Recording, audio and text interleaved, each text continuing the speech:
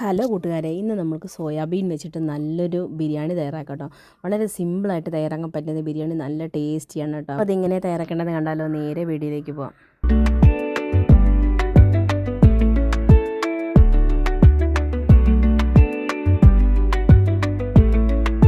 അപ്പോൾ ആദ്യമേ തന്നെ നമുക്ക് സോയാബീൻ അതൊന്ന് വെള്ളത്തിൽ ഇട്ട് തിളപ്പിച്ചെടുക്കണം കേട്ടോ. ചൂടുവെള്ളത്തിലിട്ട് വെച്ചാലും മതി കേട്ടോ. പക്ഷേ ഞാനിങ്ങനെയല്ല എടുക്കുന്നത്, വെള്ളത്തിനകത്തോട്ട് ഇട്ടതിന് ശേഷം അത് നല്ലതുപോലെ ഒരു 5 മിനിറ്റ് തിളപ്പിച്ചെടുക്കുവേ. അത് തിളപ്പിച്ചെടുക്കുന്ന സമയത്ത് കുറച്ച് ഉപ്പും കൂടിയിട്ട് തിളപ്പിച്ചെടുക്കുക കേട്ടോ. അപ്പം സോയാബീനിലോട്ടൊക്കെ കുറച്ച് ഉപ്പ് പിടിച്ചോളൂ.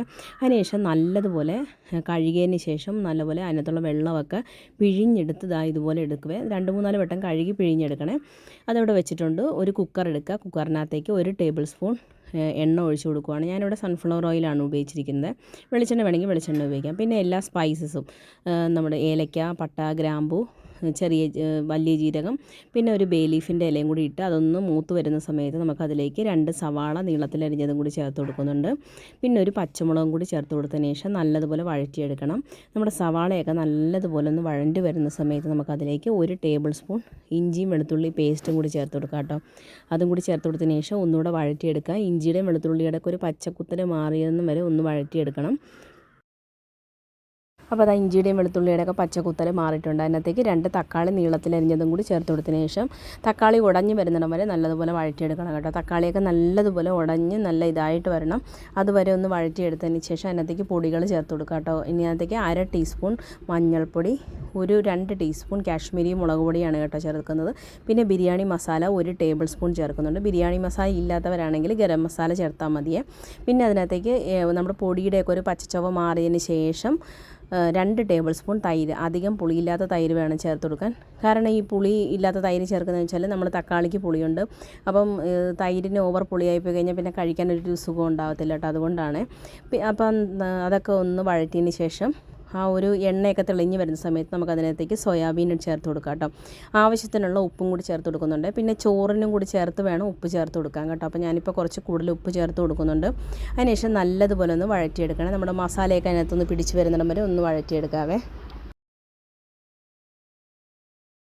അപ്പോൾ നമ്മുടെ മസാലയൊക്കെ നല്ലപോലെ പിടിച്ച് വന്നിട്ടുണ്ട്. അതിനകത്തേക്ക് ഒരു പിടി വേണ്ട, ഒരു ഇച്ചിരി മല്ലിയിലയും കുറച്ച് പുതിനയിലയും, കുറച്ച് കൂടുതൽ ഇഷ്ടമാണെന്നുണ്ടെങ്കിൽ 1 പിടി വരെ ചേർക്കാം കേട്ടോ.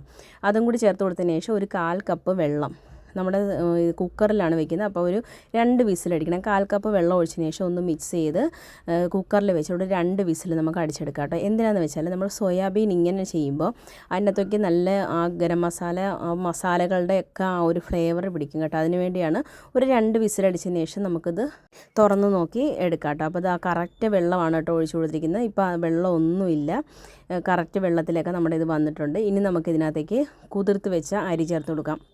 അപ്പോൾ ഞാനിവിടെ ഒരു ജീരകശാല അരിയാണ് എടുത്തിരിക്കുന്നത്. ഒരു അരമണിക്കൂർ കുതിർത്ത് വെച്ചതിന് ശേഷമാണ് അത് നല്ലപോലെ വെള്ളമൊക്കെ ഊറ്റി മാറ്റി വെച്ചിട്ടുണ്ട് കേട്ടോ.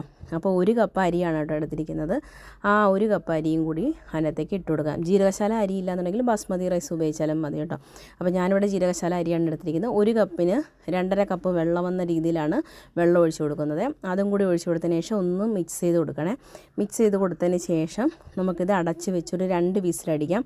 അപ്പോൾ അതിനൊക്കെ മുന്നേ കുറച്ച് നെയ്യും കൂടി ചേർത്ത് കൊടുക്കണമെന്നുണ്ടെങ്കിൽ നിങ്ങൾക്ക് അങ്ങനെ ചേർത്ത് കൊടുക്കാം കേട്ടോ. അടിയൊന്നും പിടിക്കത്തൊന്നുമില്ല.